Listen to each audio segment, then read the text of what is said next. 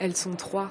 Trois 4L bichonnées par les étudiants qui vont les conduire pendant plus de 6000 km. Ils partent pour une aventure qui les mènera jusqu'à Marrakech. Un rallye étudiant qui mêle aventure et humanitaire. Nous, on a toujours aimé faire de l'humanitaire. Donc, du coup, on s'est dit, le fait d'allier la mécanique à l'aide humanitaire, du coup, c'était un bon projet de repartir en 4L et de traverser la France, l'Espagne et le Maroc pour aller apporter des fournitures scolaires aux enfants. Cette 19e édition du 4L Trophy, les trois équipages finistériens la préparent depuis un an. Tout d'abord, on crée une asso pour pouvoir recevoir des fonds, donc avec des particuliers ou des entreprises. Après, donc, on va à la chasse aux sponsors pendant 6-8 mois.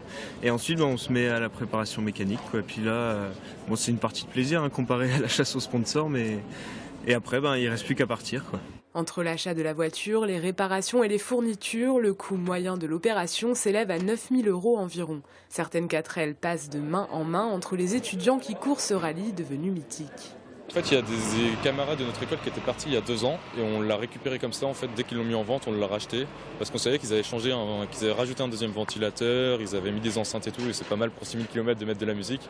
Et du coup, on leur a racheté. Sinon, nous, les modifications, c'est plus des petits trucs à l'intérieur pour fixer du matériel, mais il n'y a pas eu de grosses modifications. À leur départ de Brest, leurs proches étaient là pour les soutenir. Les 6 étudiants ont rejoint Biarritz pour le coup d'envoi du 4L Trophy ce jeudi. Ils traverseront la France, l'Espagne pour se rendre au Maroc, déposer les sacs de fournitures scolaires qu'ils ont emportés dans le coffre de leur 4L. Les dénommés Titine et Georgette ont une longue route à parcourir et leurs occupants comptent bien profiter de leur aventure dans le désert marocain.